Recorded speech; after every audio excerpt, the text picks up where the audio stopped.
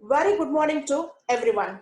Warm greetings from Satyabama Institute of Science and Technology, deemed to be University, Chennai. My name is R.M. Joni. I'm going to host today's webinar. Hope everyone is safe and well at home. We are very happy about overwhelming responses. Thank you all for your great support. On behalf of the organizing committee, I take the privilege in welcoming you all to the live webinar on innovation ideas and protection of intellectual property rights, organized by Satyabama IEI student branch in association with the Institution of Engineers, that is the Department of Electronics and Communication Engineering, the Institution of Engineers, India.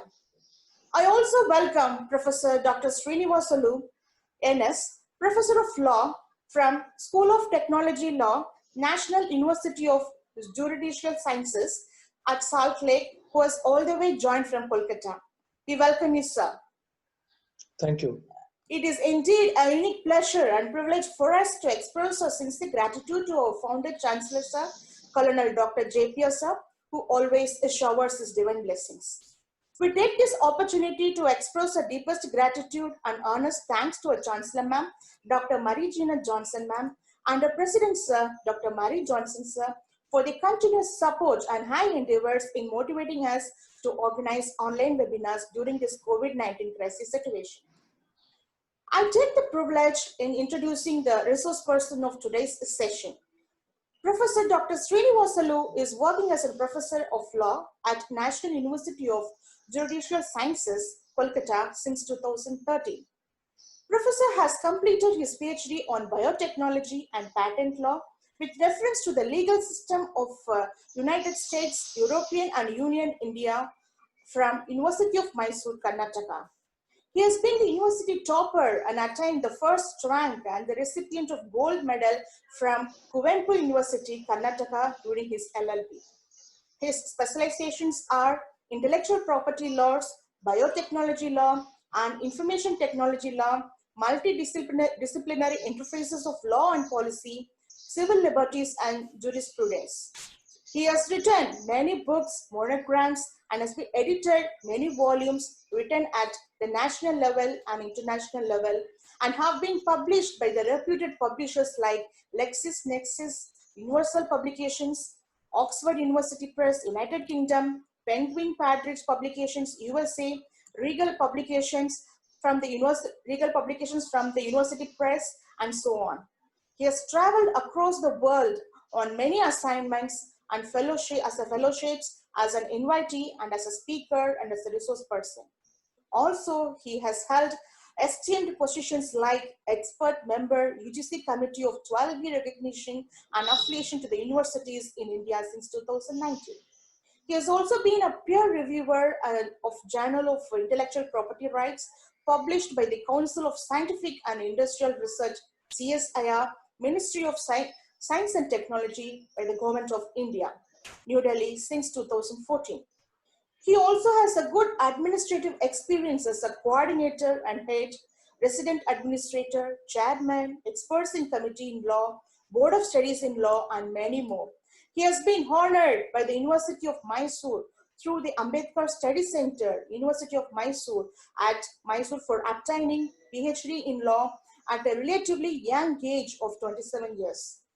Also, Microsoft has offered the prestigious Microsoft Intellectual Property Law Chair Professorship in 2014 by honoring the contribution made in the field of intellectual property law. He is also accomplished by publishing over 100 research publications in law in reputed international peer-reviewed and standard and national publishers at the age of 38 years. He has also undergone many research projects sponsored and funded by MHRD, UGC, and Microsoft India Limited, and many more to tell. Just mentioning a few. He has been guiding many PhD research candidates and MPhil students right now. And right now he has completed 6 PhD candidates, and all the research scholars are from New Jersey, USA, Munich, Germany, and Milano, Italy have done research work under his supervision. He is also involved in a creative content development. He is a resource person for the UGC CEC pilot initiative on e-content development in law, MHRD initiative on the countrywide classroom program in law, and the multimedia learning research development in law. He has delivered almost 85 invited lectures over across the world and 98 hours of video lectures that on selected topics like IPR, technology and law, human rights, on the innovation of universities and institutions of national importance. He has also been the resource person for the UGC-sponsored countrywide classroom programs of Doordarshan and Multimedia and the Resource Development Project, that is, and EduSatellite programs of the Ministry of Information Broadcasting in association with the MHRD Government of India. We are very happy to have you here, sir, today as a resource person and to deliver a talk on innovation ideas and the protection of intellectual property rights. The session is all yours, sir. Over to you, sir. Thank you, Johnny. Thank you. In fact, it is a great pleasure to be part of this webinar hosted by Satyabama University, Department of Science and Technology. Perhaps intellectual property rights law, the topic that you people have chosen with the title Innovation, Ideas and Intellectual Property Rights, is not a topic of purely legal relevance. In the era of globalization and digitalization, intellectual property rights law as such has become a subject of multidisciplinary approach. Intellectual property rights and its relevance spans across various disciplines. Perhaps there is no discipline in the modern era, in the contemporary times, where there felt no relevance of intellectual property rights. May it be science and technology, the field of science and technology, arts, business, commerce, public policy, whatever could be your discipline, whatever could be your area of operation or the subject background, intellectual property rights puts all of you together, because it is the common subject of contemporary relevance and importance in the modern era. Spanning across various disciplines, intellectual property rights law promotes innovation and ideas. As rightly mentioned in the title of today's webinar by the Satyabama University, Innovation, Ideas and Intellectual Property Rights. It is true that your innovations and your ideas are actually promoted by intellectual property rights. The basic job, the basic purpose, the basic function of intellectual property rights law is to promote your innovation, promote your ideas. Not only promoting, but to incentivize and reward your innovation, incentivize and reward your ideas, help you out in commercializing, marketing, exploiting your innovations and ideas. That is the job of the intellectual property rights lawyer. The intellectual property rights realm does nothing but promoting the execution, commercialization of innovations and ideas. These innovations and ideas could be from any field of science, technology, arts, management, commerce, whatsoever. There is no limit for innovation. There is no limit for ideas. A social scientist can develop an idea. A technocrat can develop an innovation. Similarly, a management person, a person coming from the commerce background, can also come out with some idea, innovative idea, some innovative thinking, some creative pursuit. Whenever you are applying your mental faculties, whenever you are giving work to your technically possessed skill and expertise, whenever you are going about adopting thinking process, whenever you are going about conceiving an idea and coming out with a strategy to execute that idea in the laboratory, in the market, in the farming lands, wherever, whenever you are trying to execute the conceived idea, depending upon your technical, scientific, social, artistic, whatever background, that is the subject matter of intellectual property rights. That is the subject which intellectual property rights law realm would like to protect and promote. Innovations are not confined to science and technology. Innovations can span across the disciplines. An innovative idea of making a new movie, an innovative idea of making movies only by using webcams, only by using smartphones in the COVID era, right, where there is no possibility of people getting together, and we have seen that certain advertisements came out with reference to giving a message to one and all with reference to how exactly one can stay safe during the COVID era. Number of film stars ranging from Bollywood till Kollywood, uh, people happened to be part of that advertisement. That entire documentary was shot by using their own respective mobile phones, right? No camera, no cinematography, nothing. So that kind of innovation came out because of the challenges that our COVID happened to pose across. So every challenge throws open some opportunity. So what I'm trying to say is idea, it could be from any discipline. Idea, it could be with reference to execution of any conceived purposive thought. That execution, if it is commercially driven, if that execution has got a market, intellectual property law talks about it. As I mentioned, your ideas, your innovations, irrespective of your field, irrespective of your background, irrespective of your technical scientific expertise, even in case if you are coming from a tribal area or farming area, cultivation lands where there is no acquisition of formal technical qualification, where you get to see only the application of traditional knowledge or the knowledge that has been drawn from previous generations, right, from one generation to other. Even such kind of knowledge, even such kind of skill is also useful for executing ideas, right? There are innovative thoughts, innovative ideologies, innovative processes that take place in farming lands also, where you get to see more or less no scientifically driven or technically expertised people. So innovations and ideas are not just confined to people who acquire formal education in their engineering colleges, law colleges, or MBBS colleges whatsoever. Ideas and innovations can also be conceived, developed, and executed by people who are not formally qualified, like engineers, doctors, lawyers, whatsoever. Ideas and innovations can also be germed out, executed by our farmers also, or people who are coming from rural areas as well, right? There is no technical expertise prescribed. There is no technical expertise required to be innovative, to develop an idea, right? Ideas or innovations are not, they don't just come out of the brains of people who are actually qualified, who obtain degrees from universities and colleges.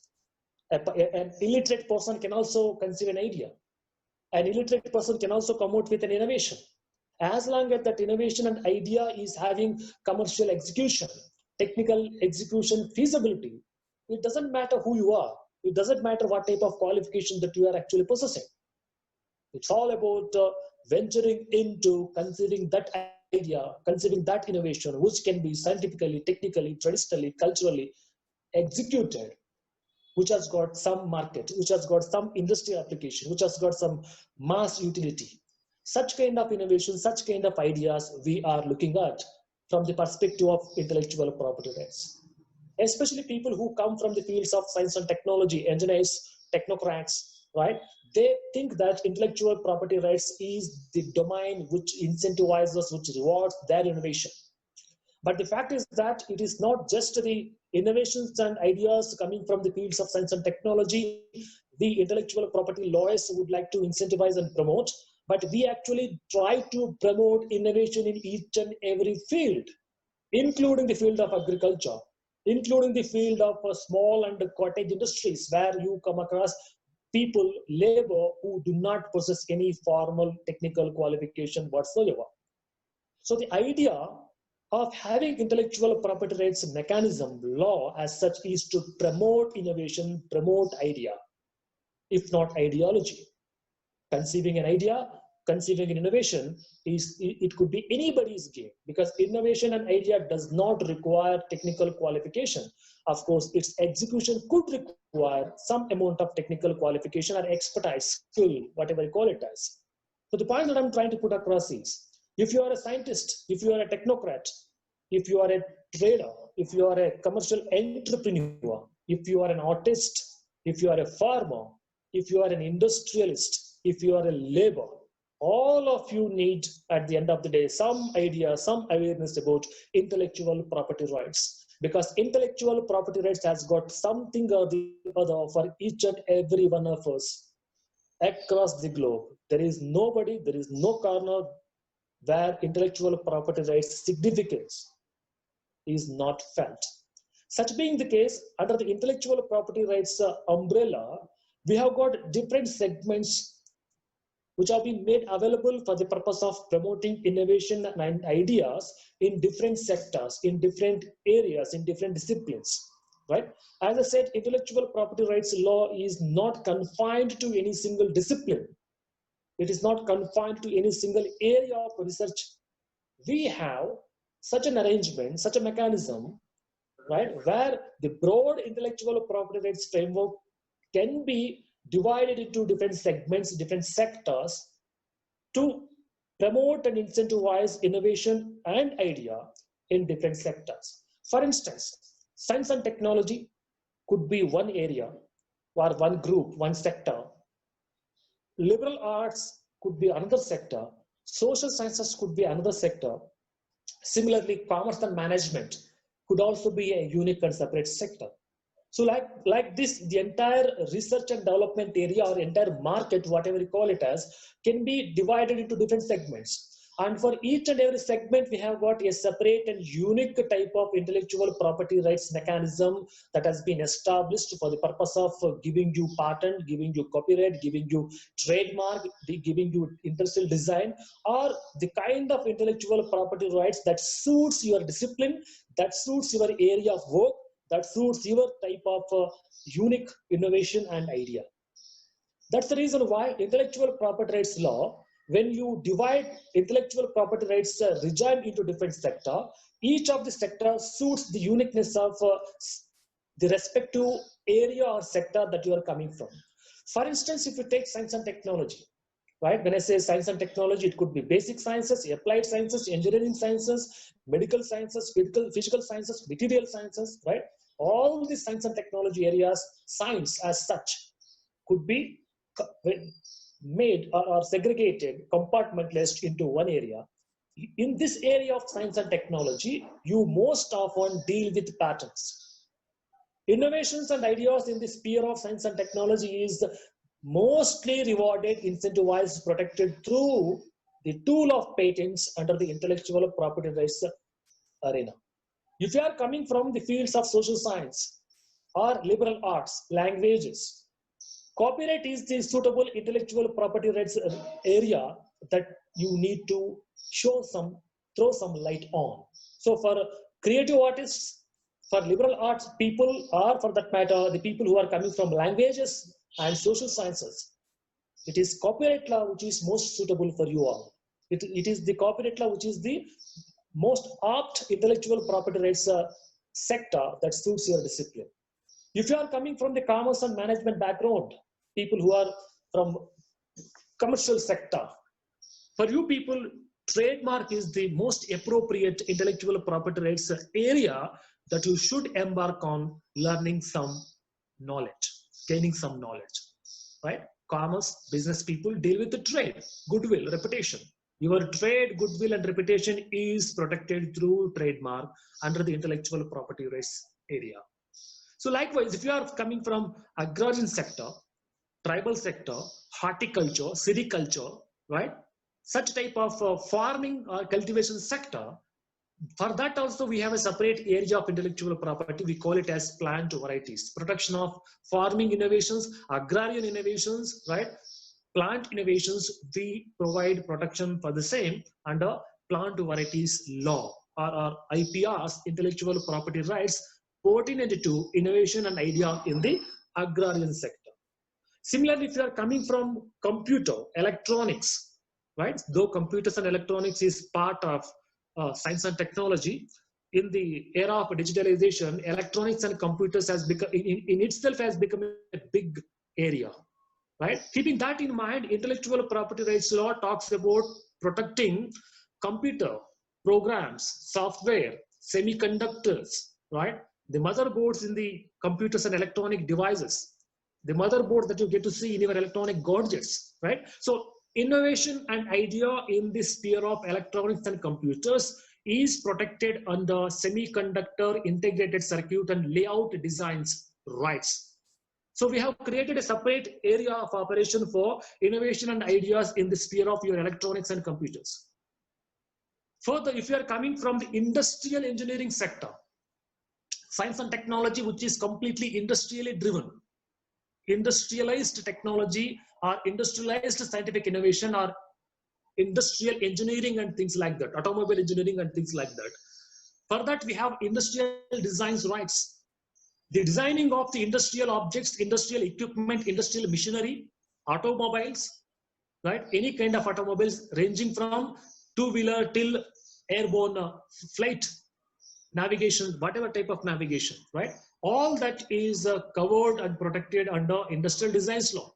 So likewise, if you talk about the different disciplines, different sectors, different segments, areas of your work, we have got a unique type of intellectual property rights protection that we have made available for incentivizing innovation and idea in the different fields of science, technology, social science, languages, arts, etc., etc. So in general, if you can say, why the intellectual property rights you need to study? What is the purpose that you are going to show by studying intellectual property rights or by gaining some amount of awareness with reference to intellectual property rights? Irrespective of your discipline, irrespective of your background, irrespective of the kind of IPR that you are going to get obtained at the end of the day, the purpose that it is going to show, the function it is going to perform, the objective that it is going to fulfill, you need to know. Incentivizing and rewarding. The basic purpose, the basic objective, the basic functioning of intellectual property rights law or intellectual property rights registration, intellectual property rights conformant, are you guys obtaining intellectual property registration? The basic purpose, the basic function or the basic objective, whatever you call it as, is to ensure that in your respective field of research, innovation and idea is promoted. Innovation and ideas is incentivized. Innovation and ideas execution is encouraged and rewarded. Commercialization of innovation and ideas is rewarded, registered, and protected through the conferment of certificate of registration. That is the basic purpose, that is the basic objective. If you want to promote research and development in your segment, in your area, intellectual property rights is the basic tool, because it is going to provide 20 years monopoly in case of patents, 10 years monopoly in other cases of IPR, during which, except you, no other person in the market, no other person in the entire world can use it. You will be the monarch, you will be the conqueror, right? You will be the emperor for that innovation and idea that you have commercially executed. Even government cannot also interfere. Nobody else under the sun can interfere with your innovation which you have commercialized once you obtain intellectual property registration, right? That such kind of exclusive universal monopoly you are going to get. Across the world, you can commercialize your invention, right? If you have come out with a software for serving a purpose, for meeting a business method, for performing a business, that software, if you obtain IPR protection, that you can sell it across the world. There is no prohibition, restriction whatsoever. So such kind of unique marketing facility is going to be given to you by intellectual property rights regime. So the commercial purpose that your IPR is going to service, it is going to fetch you exclusive world market, universal market at your feet with exclusivity for a period of 20 years in case of patents and 10 years in case of other IPR such as designs, trademarks and all that. So The purpose is to promote research and development. At the end of the day, the fruits you are going to fetch, that is exclusive, universal, single market for you alone and alone. With these purposes, you embark on applying for intellectual property rights registration, and you get certificate of registration for that purpose. Depending upon the discipline, you would choose the kind of intellectual property that suits you. In fact, intellectual property rights is also called as industrial property, right? That is because your innovation, your idea, your creativity, or your creative pursuits, if are having industrial application, industrial utility, marketability, commercial ability, right? Then only intellectual property rights regime respects it, protects it, and your courts would also embark on enforcing it, recognizing your rights only when your research and development, your innovation idea are having market, commercial ability, right? The commercialization ingredient needs to be coupled with your scientific or technological merit whatsoever that your innovation or idea would give you, would fetch you at the end of the day. So intellectual property rights regime at the end of the day promotes only such ideas and such innovations which are having market. Such ideas and such innovations, the execution of the same shall be done in the market, shall be done in the industrial world, or shall be done in the farming sector, right? There should be commercial utility for your invention. There should be commercial utility for your ideas.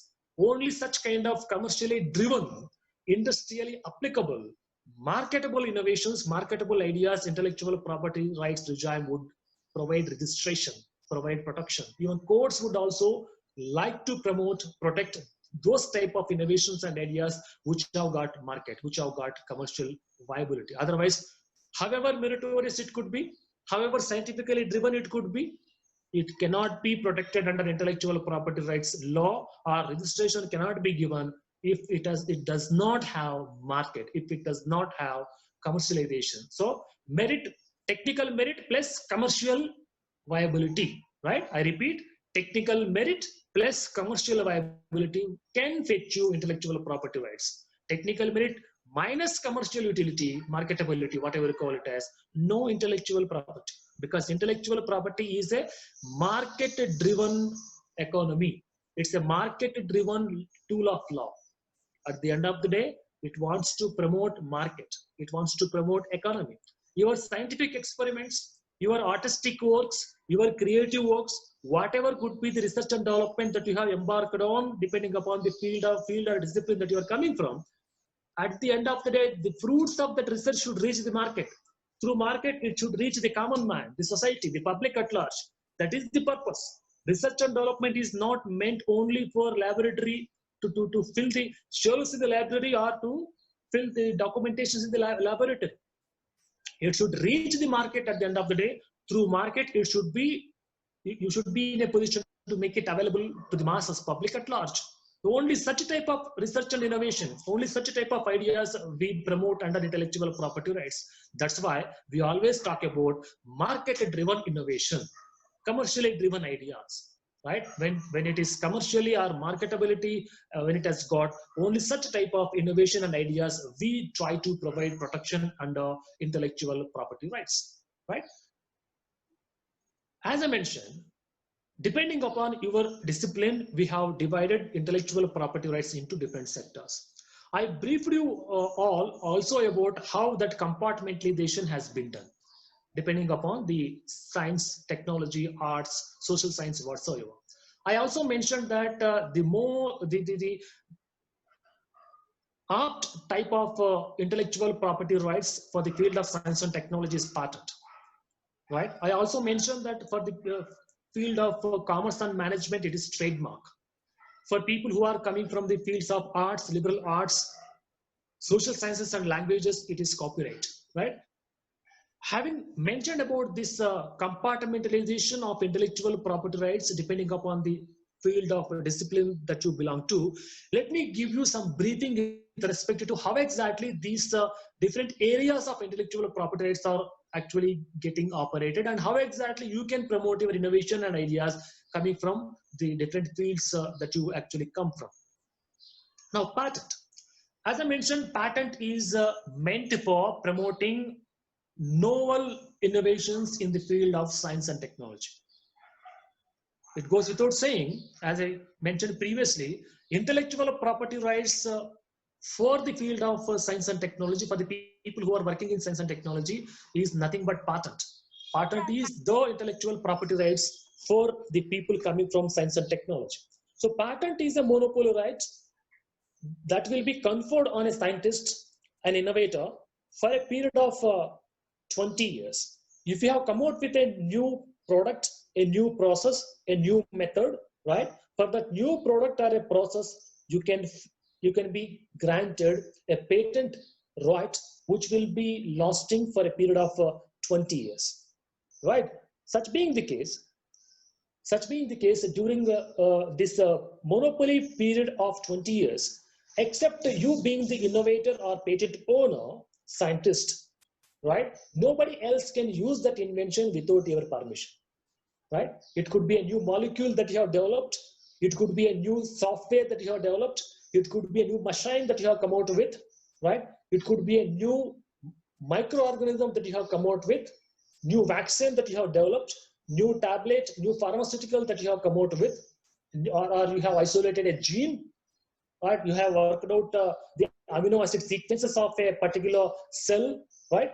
Depending upon your area, say botany, zoology, biochemistry, biotechnology, whatever, right? I'm trying to generalize the type of innovations that we generally get to see from the field of science and technology. It could be a new machine. It could be a new molecule, new microorganism, new living entity, new chemical component, new pharma, new food crop, right? Whatever it could be, that kind of, if it is a method of innovating that particular molecule, gene, pharma, whatsoever, that can be protected separately as a method or process patent. And the entire end resulted molecule, pharma, say your microorganism, a machine, a computer program, or a computer equipment can also be protected as a product. So two different types of patents are available under the patent law: process patent and product patent. For the end resulted innovation, and the innovation itself is considered as a product. The method, the process, the techniques that are involved in creating that innovation, the process of reaching that innovation, the process and method of making that innovation, for that process and method, there could be a separate protection. In India, it is both ways it is possible. You can protect the method of making that invention and also the invention itself. Both way you can get protection. But in countries like USA, in jurisdictions like USA, apart from product patent and process patent, you have got another three types of patents as well. They provide a design patent, by which you can get protection for the actual artistic work, design work involved in creating that machine, designing of a new molecule, designing of a new machine, designing of a new computer equipment. For the designing also, there could be a separate patent in USA. Similarly, for an innovative plant, if you have come out with a new botanical innovation, new plant variety, new agrarian variety, new horticulture variety, new sericulture variety, right? From the field of broadly botany, agrarian world, or agriculture research, whatever you call it as, if you have come out with a new innovation pertinent to a plant kingdom, that for that you can obtain plant patent in USA, right? Product patent, process patent, design patent, and plant patent. Alongside these four, another type of patent is also available in USA, that is called as utility patent, use, right? Use or utility patent. So utility patent is that patent whereby a particular type of innovation, which is neither a product, nor a process, nor a plant, nor a design, right? It is none of the four. You cannot term it as a product, you cannot term it as a process, it cannot be considered as a design, or it is not even a plant related botanical innovation. In such cases, that type of innovation which doesn't fall under any of the other four categories can be put under the category of utility by conferring utility patent, right? So any type of innovation, if it has got utility, you will get patent in one way or the other. It could be product patent, process patent, design patent, or plant patent, right? Or even utility patent. So what is important here is utility, industrial application, marketability, irrespective of the fact whether it is a complete innovation in itself, that, right? It is a complete botanical innovation by which you have come out with a new plant that makes you eligible for obtaining plant patent. You have come out with a unique new design for your machine or your computer or for your automobile that is complete in itself, and you have obtained your design patent. Or you have come out with a new method or process of reaching out a new invention, making a new invention. So that process and the method is complete in itself. So you are getting a process or method patent. Or you have come out with a complete marketable product, which is complete in every sense, which can be directly sold in the market. A product, a complete industrial product. For that also you can obtain a patent, right? But these are the completed innovations. But what about those innovations which you are still in the making? What about those innovations which are not having their own individual purpose, but they will help you out in coming out with another innovation, right? Those innovations put together will have common utility, right? It may not be possible for you to come out with an invention which has got its own unique, exclusive utility. It happens mostly in the area of life sciences, mostly in from the field of biotechnology, microbiology, genetics. If you will be in a better position to understand, right? In these life sciences areas, it is not possible to come out with a unique, exclusive innovation which has got its own unique, special utility or purpose. You have to put different innovations together in a cluster, compiled way, combination. Then that compiled innovation cluster will have a function. I'll explain in whatever scientific terminology it is possible. A gene innovation, a genetic innovation, for example, genes are not there in any one area of our body. They are segregated across our body. A gene identification, a gene recognition, or gene isolation involves a unique task, right? It is spread across your body.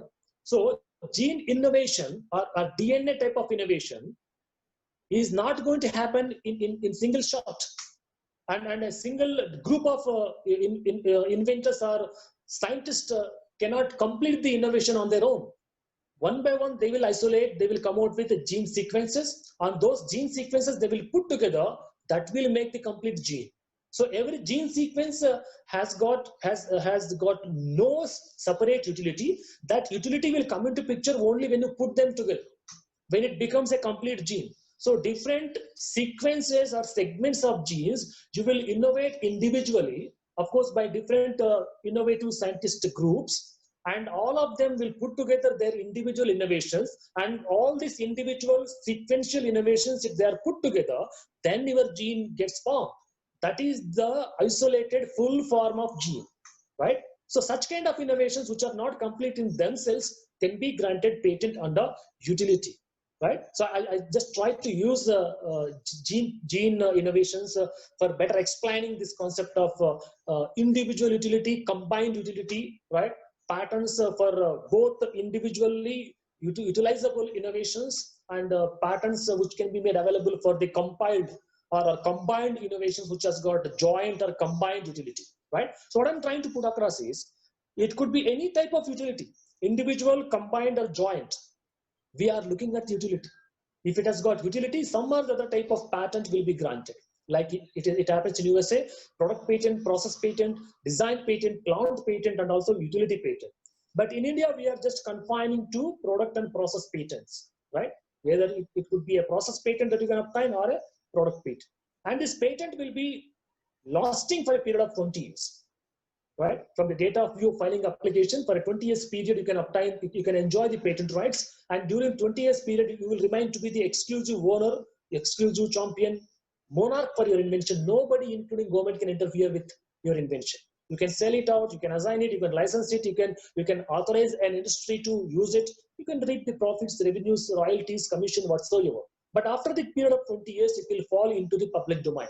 Anybody can use it after 20 years of monopoly that you have enjoyed, right? By industrializing, using, commercializing, whatever you have done for a period of 20 years. After that, it will automatically fall into public domain. It will become part of the general knowledge. The moment it becomes part of the general knowledge, it is not going to be exclusive zone, exclusive property, exclusive right of anybody. it becomes part of the knowledge in that particular science and technology field. Once it becomes part of the science and technology field, general knowledge, it will lose its novelty. I don't say that it will lose its utility, but it will lose its novelty. Because innovations, patent is granted for novel innovations. Something new you have created, something new you have contributed, something new knowledge you have adduced. That knowledge will become common knowledge after 20 years of time. That's the reason why once you complete 20 years, once your invention becomes part of the common knowledge, common pool of knowledge, it will lose its novelty, and by virtue of it, you will lose patent rights whatsoever on it. So there are certain technical requirements that a patent applicant will have to fulfill. If you are a scientist, if you are a technocrat, if you are an engineer, if you would like to obtain a patent, you need to also know the kind of technical requirements that you need to fulfill before you obtain a patent. Novelty is a scientific requirement. You have to prove what type of newness or new issue, new knowledge that you could create. What type of additional value you have added to the existing knowledge in the field of yours. Say it could be industrial engineering, computer engineering, biotechnology, or for that matter, agriculture, right? Farming. In that area, what is that new thing that you have contributed? What is that new addition of knowledge that you have added to the existing domain of knowledge that we call as novelty? It will be assessed from the scientific point of view. That's a technical requirement. How exactly the novelty could be established in your own field? Novelty is the first and foremost requirement, technical requirement that you need to fulfill before you obtain a patent, number one. Number two, inventive step. What are the scientific steps that are involved in creating the invention? What type of sequences that you have followed? What type of technical merits that you happen to use? What type of variables that you have used in making that invention? All that you need to explain, all that you need to demonstrate. How exactly your work becomes inventive, what type of inventive methods, processes, sequential steps, or inventive ways you happen to embark on, walk through for coming out with that invention. So clearly technical description you will have to demonstrate with reference to the execution of that invention, right? It's not just idea, but the execution, which is also important, right? Idea could be novel, but execution could be inventive, right? So it's not sufficient enough if your idea isn't something new, something different, something unknown, something not heard of earlier, right? That would satisfy the requirement of novelty. I agree. But it will satisfy the requirement of inventive step will be satisfied only when you have clearly scientifically executed that idea. How you are executing it? In the laboratory, by practicing the invention, by following certain type of sequential steps, by following a scientific innovative process, right? Depending upon your field. And you will also maintain laboratory records for that. So every type of sequential steps, scientific steps, or technical steps, whatever you are involved in, including the diagrams, right? Including the sketches that you have used both on computer, or you call it as a dry lab and wet lab as well, right? So all that, whatever type of technique that you happen to embark on, in executing that novel idea, you will have to explain. Then only will fulfill the requirement of inventive step. So ideas, novelty of ideas, right, and inventiveness in the execution of ideas, you will have to demonstrate. Second requirement. Third requirement is from the market perspective that I have been trying to put across all along my talk, that utility, commercial purpose, industrial requirement, right? Novel ideas and its inventive execution should have market utility, should have commercial utility, right? If I can put these three requirements of patentability in a sequence, right? It could come like this. You have to conceive an innovative idea, novel idea, and you have to execute that idea by following inventive steps involved in your own field of science and technology. And that execution of novel ideas through inventive steps should have some market or industrial utility. So that it's a chain link, right? When you fulfill these three parameters in the chain link, novelty, inventive step, and utility. Novelty in terms of knowledge, inventive step in terms of science and technology merit, utility from the perspective of market. Only then you can obtain a patent, right? So three parameters, three yardsticks, or three thresholds, requirements, whatever you call it as, you need to fulfill before you can obtain a patent. Novelty, you have to demonstrate.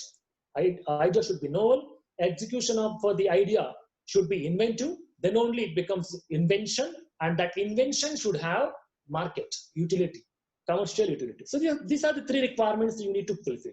Now, patents can be obtained both from your domestic patent office or from abroad as well. If you are obtaining patent from your domestic office, you call it as patent in India. That patent will have operation enforcement in India only. But if you want patent protection elsewhere also, for example, your scientific innovation has got market not only in India, but as well in Germany, UK, say Switzerland, Canada and all. So if you know that your innovation has got demand in all those countries, in your application, when you file in India, alongside India, you have to mention other nations as well, because it is not only Indian market where your invention has got demand, but as well you have identified some other markets where your invention has got demand as well. So in all those markets, in all those nations, if you would like to have patent protection, that you will have to mention in your application, right? Alongside India, I need protection in all these countries. Then that application becomes international. It's not just confined to the four walls of the country. It's not just an Indian patent.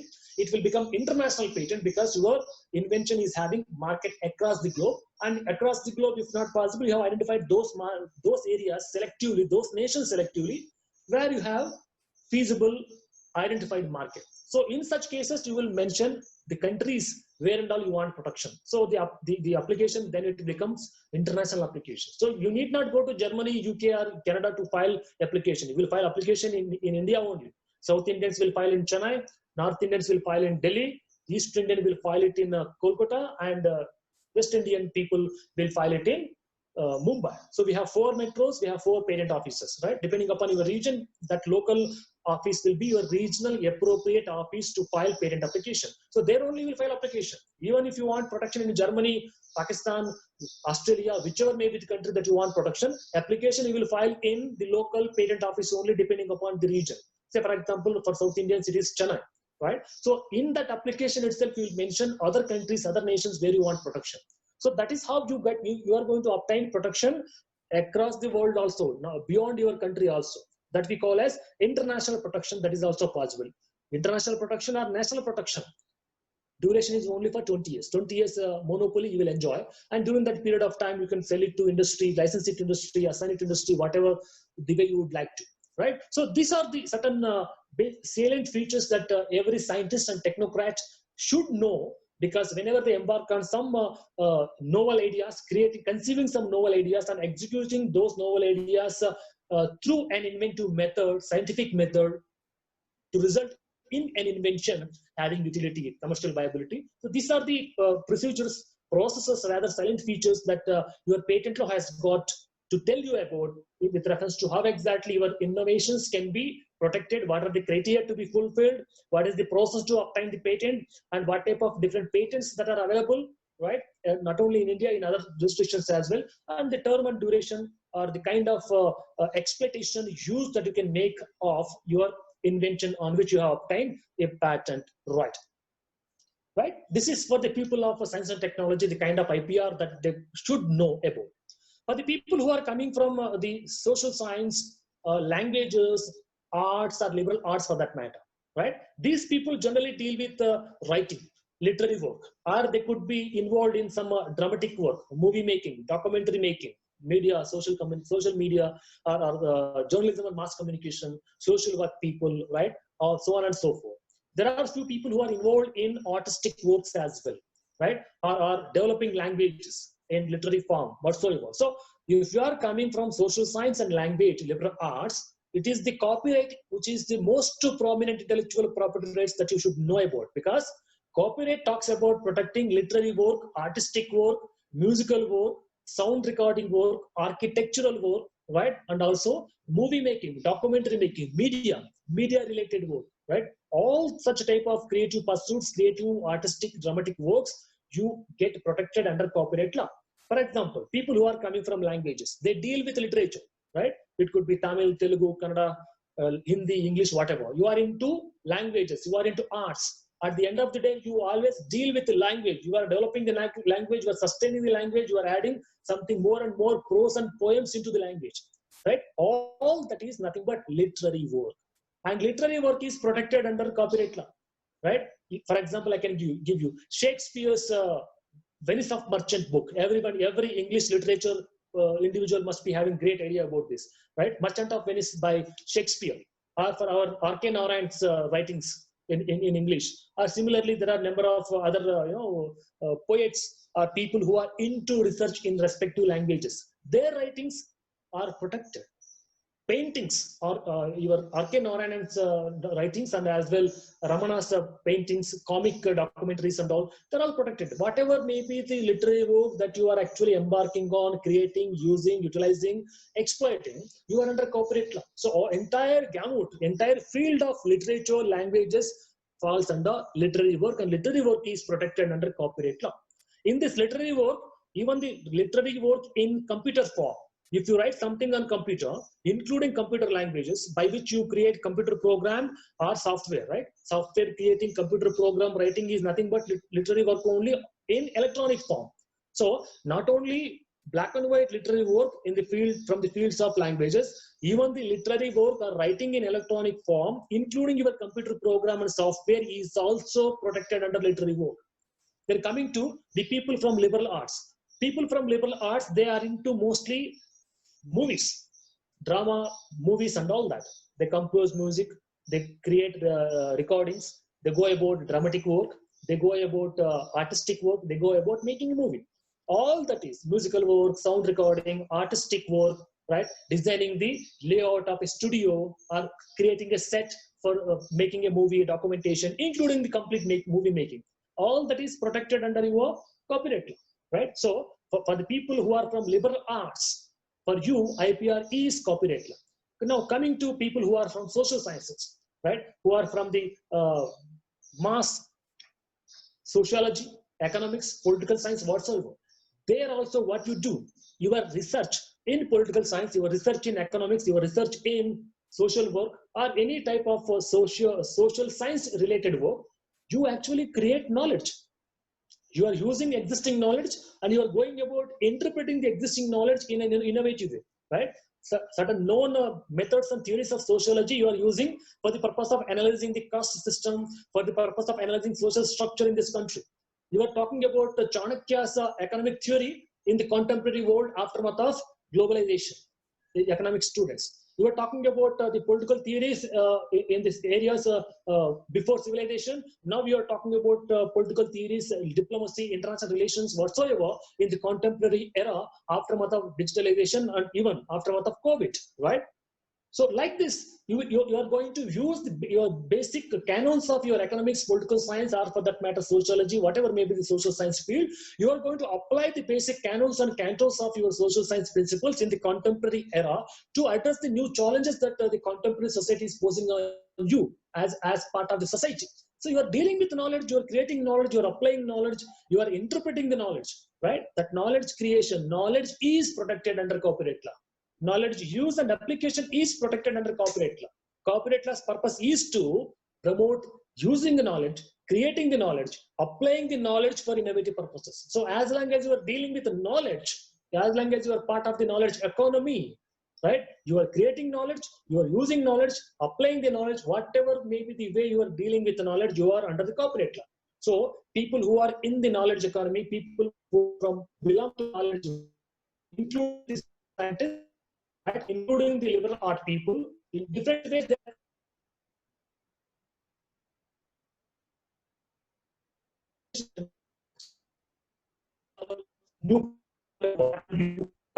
Right? It's the knowledge. So knowledge is under copyright. Whoever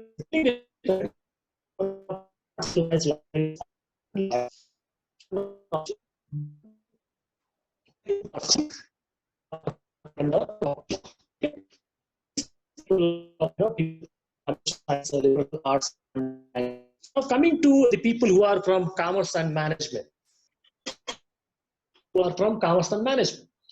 you guys also have to deal with certain entrepreneurship thoughts.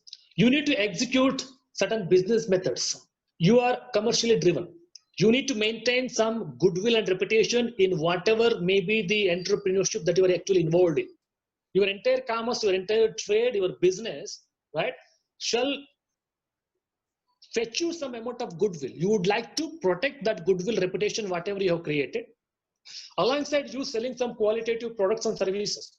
Right? Alongside you offering some qualitative services, qualitative products you are selling in the market, whatever may be the business, ensure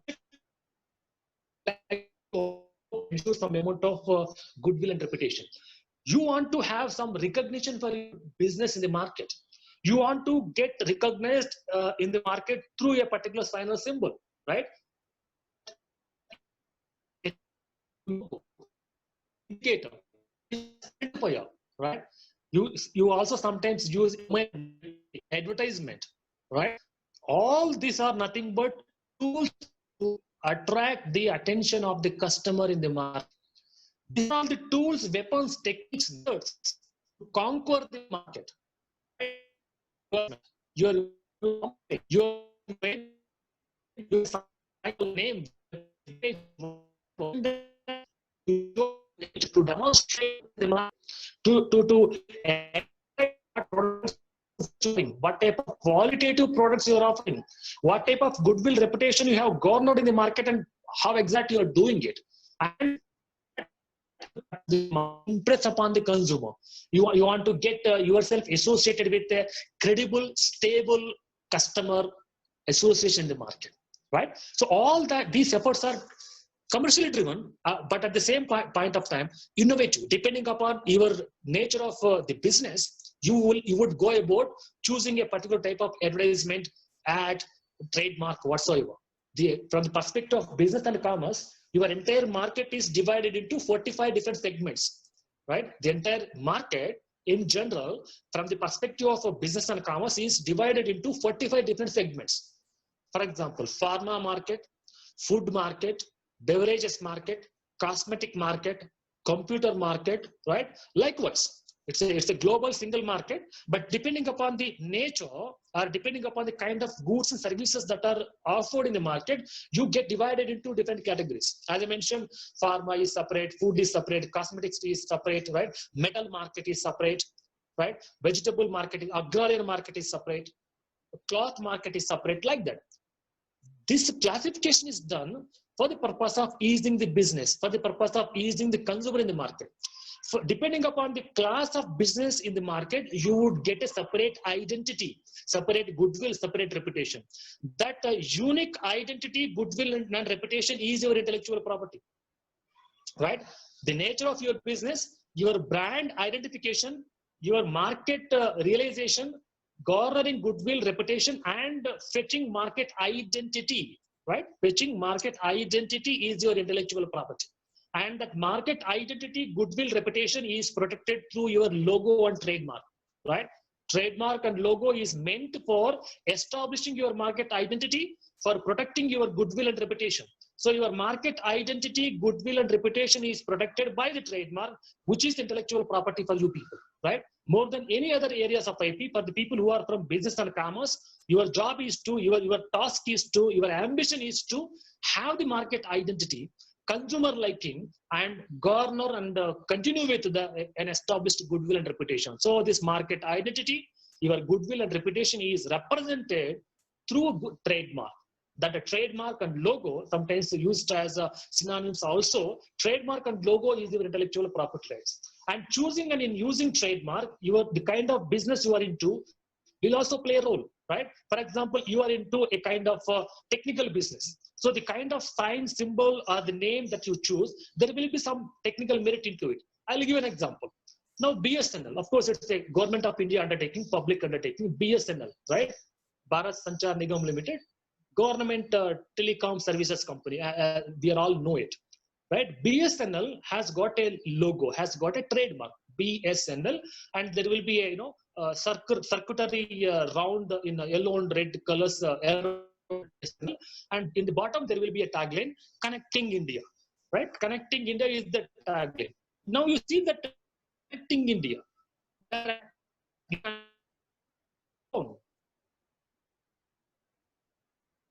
A business is to connect across. That's the reason why they have chosen a. So the point I'm trying to put across is using a trademark and logo upon the kind of business you are actually offering, the kind of work. I'll give a LIC, Life Insurance Corporation of India, having a substantial familiarity with the Life Insurance Corporation of India, right? Since 1956, it is there in the market. Life Insurance Corporation of India, LIC, in short form, that we all know it, right? If you can imagine, all of that LIC of India as a logo, their trademark or their representation, right? If you can recollect your memory with respect to LIC of India's logo, you get to see in the back frame of your mind that the two palms together, in between two palms, you get to see a lamp, lightened lamp, right? LIC, lightened lamp. That lightened lamp is the life, and that life is protected through the hands. That's the indication of Life Insurance Corporation of India. LIC's job is to, life insurance job is to protect your life. That life is symbolized in the form of lightened lamp, and that protection is symbolized through two hands. Those two hands are from Life Insurance Corporation of India. And below that, you have a tagline. In Hindi, it is called as Zindagi ke saath bhi, Zindagi ke baad bhi, right? In English, you call it as during the life, after the life also, right? LIC of India will protect, your insurance policy will protect you during your life. And after your life, it will give some sort of protection benefit to your kith and kin, your legal heads. So very clearly, the purpose, the nature, the job of that company, that business is actually identified, right? Through that trademark and logo. So in choosing and in using a trademark and logo, your nature of business gets represented, highlighted, indicated, right? So the purpose of your business, the kind of business that you are actually into, the kind of services that you are offering, the kind of product and process that you are actually selling will be indicated, represented in the trademark. So by using a trademark or logo, not only you are having a market existence, market identity, you are going to have consumer association, you are going to get goodwill and reputation established, and as well, you are going to indicate, you are going to highlight the kind of service, kind of product and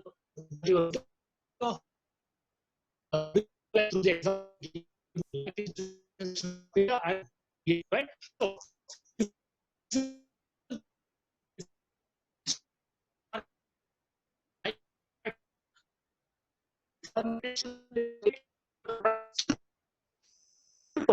some does the job for you. So intellectual property rights for the people who are common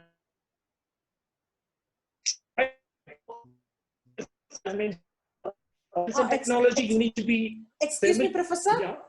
There is some disturbance in your internet connectivity, sir. It is showing we are not able to hear you clearly, sir. Sorry for the interruption. Okay, now? Yeah, now it is okay. fine. Yeah, now it's fine, sir. Yeah, so as I have been explaining, depending upon the area, intellectual property rights application differs. People of science and technology should know very well about the patents, as I explained. People coming from the social science and liberal arts, for you, copyright is very important. And the people who are from commerce and management, for you, trademarks is of paramount significance. Further, there are certain areas of discipline for which we have gone about making available some customized type of IPS as well. For example, I talk about industrial engineering, automobile engineering, right? For these disciplines, industrial engineering and automobile engineering,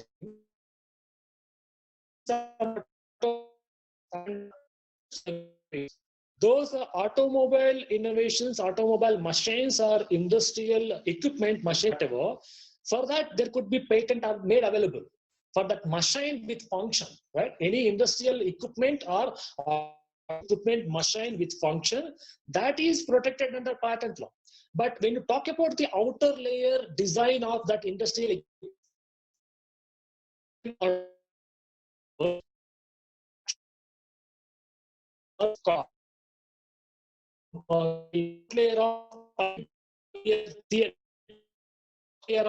Maruti Swift car, right? Unique type of outer layer, outlook, whatever you call it as, these automobile equipment will have. Similarly, the outer layer of Apple phone, Samsung mobile phone, right? Redmi mobile phone. So every type of gadget, it could be mobile or any kind of electronic gadgets or automobile. The unique type of layer, outer cover, right? Product skin, we call it as. Sometimes even that outer layer will also attract the consumer, right? Depending upon the uniqueness and beauty of the outer layer's look, people get attracted. So there is some innovation, creativity involved in designing the outer layer of your respective equipment, machine as well. That equipment could be automobile. So as long as you are about going to be creative in providing a unique outer layer, outer skin, engineering related articles, machines, computer, innovative outer skin, outer layer, whatever you call it as, that we call as designing the outer layer. Designing the outer layer of industrial articles, that ranging from automobile till your mobiles. So that outer layer is protected for a period of 20 years under industrial designs rights. So that industrial design rights is a separate segment under intellectual property law, and industrial design rights would fetch you 10 years monopoly to protect the uniqueness of your outer layer. As I gave an example, the Maruti Swift cars outer layer is an exclusive industrial design right given to Maruti Udyog, Maruti company, and no other automobile can copy it. Similarly, Apple mobile phones outer layer is unique. Outer layer given to Apple company in USA by US IPR office, and no other mobile company can copy it. You can compare. No automobiles outer layer is copied ever by any other automobile company. Similarly, no other mobile's outer layer has been ever copied by another mobile company, right? Because these outer layers are uniquely designed and uniquely granted registration and protection under the design's rights to those individuals. So the point that I'm trying to put across is industrial articles outer layer designing, right? Industrial articles outer skin designing. You call it as a ornamentation, decoration, pattern, shape of the industrial articles, right? The shape of the industrial articles, designing of the industrial articles, outer layer is given separate protection under the designs rights law for a period of 20 years, right? So the people who are into outer layer innovation, outer layer research in the industrial research, they will have to know about this industrial design rights, which exclusively protects the designing of the outer layers of industrial articles. Okay, that's another one. Now, people who are coming from the fields of botany, agriculture, sericulture, horticulture, or people who are into plant-related research, botanical research, right? For them, we have a unique type of intellectual property rights regime. Your botanical research, your plant-related research, your invention pertaining to creation of new plant varieties, new plant innovations, new farmers innovations, and all are protected under plant variety rights law. We have a separate law called plant variety rights, which is meant for promoting research and innovation in the plant-related research, botany, sericulture, agriculture, horticulture, and all that entire gamut of your botanical science-related research, right, studies. In that discipline, broadly, your innovation pertaining to creating new botanical varieties, new plant varieties, or innovations coming from the farming, cultivation, agriculture, horticulture lands. For that, we have plant varieties. Plant variety protection is also available for 10 years, right? Because under the patent law, we do not protect plant-related innovations, right? Under Indian patent law, under the patent laws gamut, protection is not made available for plant-related innovation. So we are actually substituting that by having a separate law. So plant-related innovation is protected under plant variety law. So people who are coming from plant-related or agrarian research, agrarian disciplines, botanical research and disciplines, for you, intellectual property rights is the most important. Intellectual property rights is the plant variety rights protection, which protects your plant innovations. Okay. Now, people who are actually coming from these rural industries, cottage industries, are people who are actually good in using traditional knowledge. For example, I'll tell you, Madurai wet grinder, Kanchipuram silks, right? Banaras silks, Nilagiri, Uti, Nilagiri coffee, Madurai Sonagudi. Similarly, Banaras sari, Charminar bangles, Mysore Pak, Paris champagne, watches from Switzerland, right? So you people must be getting an idea what I'm actually trying to talk about. I'm trying to talk about certain unique products which are only made in certain localities, right? Kanchivaram sarees can be made in Delhi also, but it is originated from Kanchivaram, right, around Chennai. So Kanchivaram is famous for that silk sarees. Similarly, Banaras is also famous for Banaras sarees. Mysore is famous for Mysore Pak and Mysore silk. Like this, in India, if you look at, there are number of traditional products, traditional innovative products. You can take even basmati, turmeric, neem also, basmati rice variety, jasmine rice variety, use of turmeric for cosmetic purposes and as well for health purposes, use of neem for cosmetic purposes and health purpose, right? These are all the heritage of India, heritage and traditional products of India which have been industrially used, right? So these type of innovative use of traditional methods, innovative use of traditional products which are there present in India since time immemorial. For protecting such type of traditional innovations, we have got a separate IPR segment called geographical indications rights.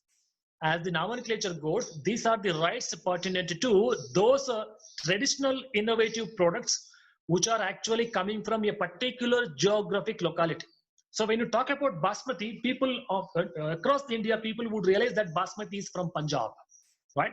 When we talk about Kanchivaram silk, across the country, people would realize that Kanchivaram, that means it is from Tamil Nadu, right? Similarly, if you look at Banaras, you will realize that it is from Banaras, Kashi, or UP for that matter broadly. So along with the product, along with that innovative use of known product, you are identifying a particular locality, right? Basmati for Punjab, Kanchivaram silks, Tamil Nadu for Kanchivaram silks, similarly Uttar Pradesh for Banaras, right? So what is happening here is, alongside practicing that innovative methods in using traditional products, you are actually marketing the name of the place. You are marketing the locality name, and you are actually prohibiting everybody else from using it except people who are actually producing Kanchivaram sarees, who are from Kanchi and around. People from Hyderabad cannot use the title Kanchivaram, right? People from Delhi cannot use the title Kanchi and Kanchivaram because it is an exclusive monopoly given to the people of Kanchi or people who are producing sarees from Kanchi. So that is an exclusive IP right given to you. So when you are into using, applying, practicing traditional methods and practices with reference to producing a unique product, the qualities of which are coming from the locality, right? The fabric, the fineness, the quality of Kanchivaram sarees is basically because of the locality Kanchi and people who are into that practice who are from Kanchi.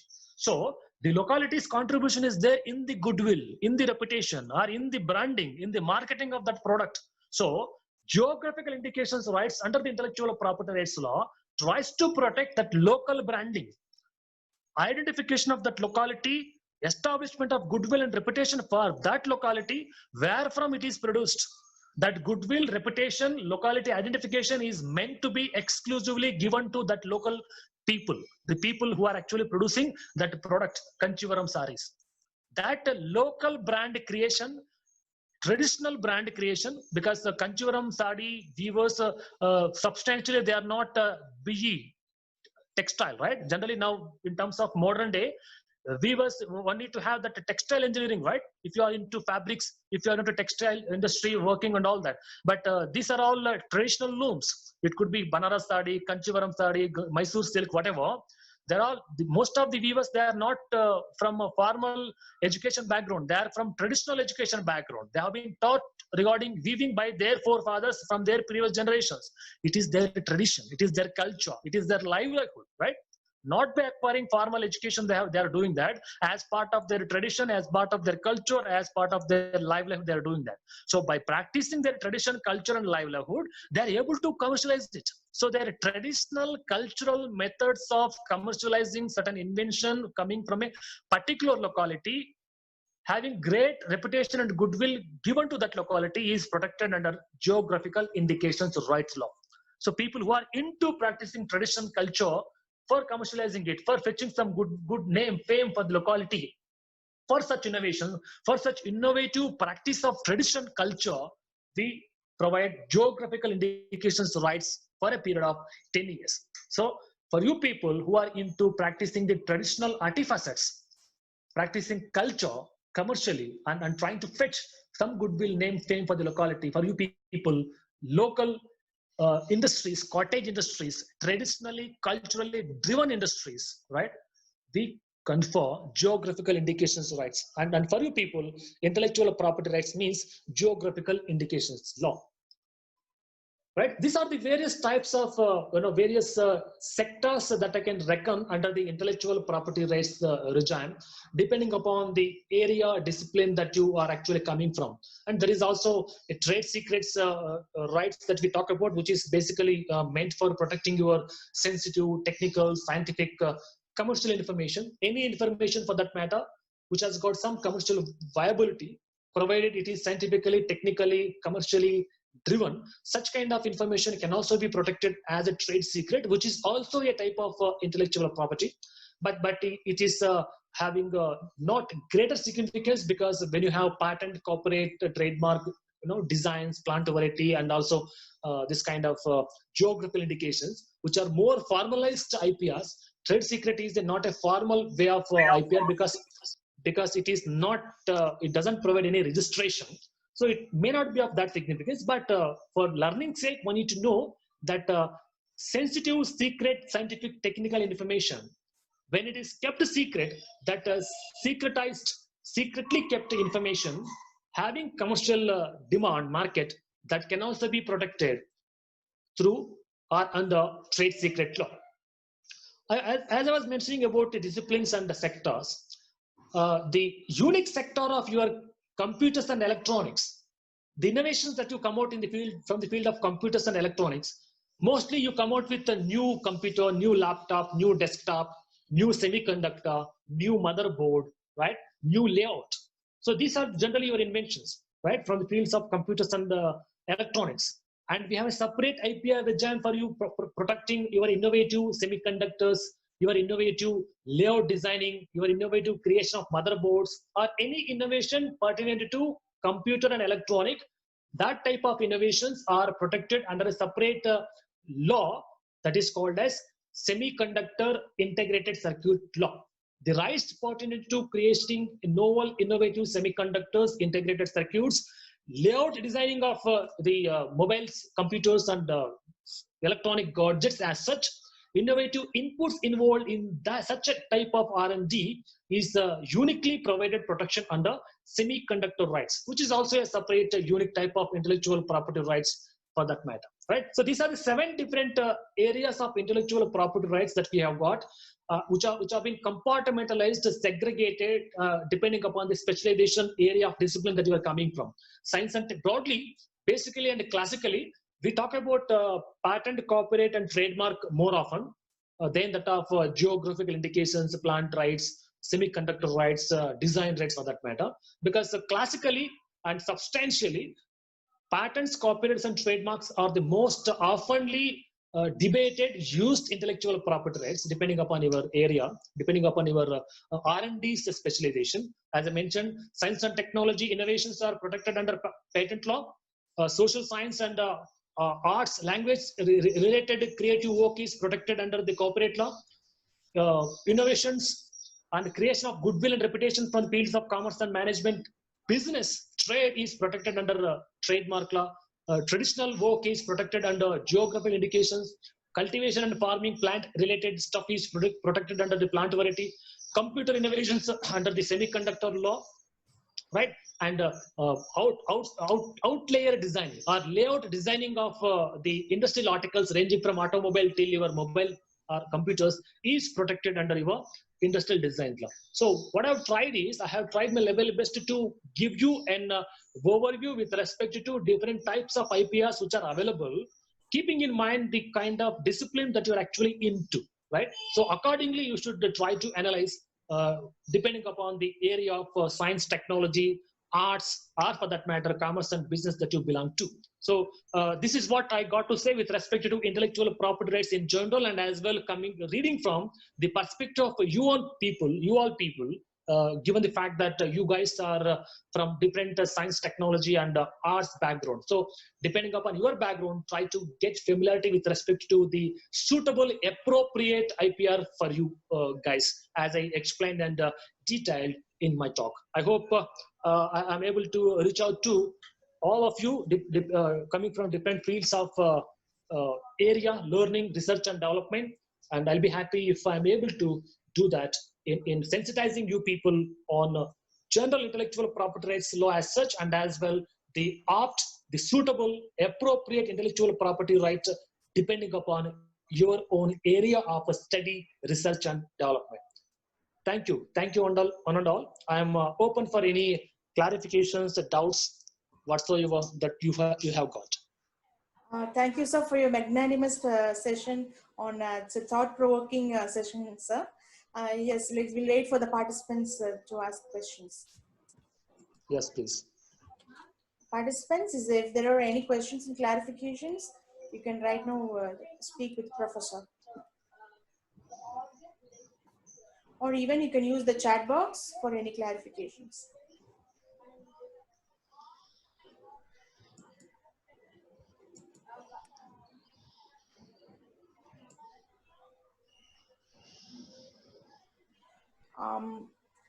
I have one question, sir. Yeah, please. As you told, we have the durability of the patent and other things, it's 20 years. Similarly, do we have any durability for the copyright information and the trademarks? Yeah, for copyright, you get protection for the life of the author, and also after the life of the author for another 60 years. Okay. So we call it as life plus 60. Okay. Entire life of the author, and after the life of the author for another 60 years, his or her legal representatives will enjoy life plus 60. And in case of other IPRs like trademark, design, rest of the others, you get a 10 years time protection.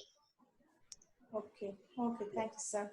Yeah. Any other questions from the participant side?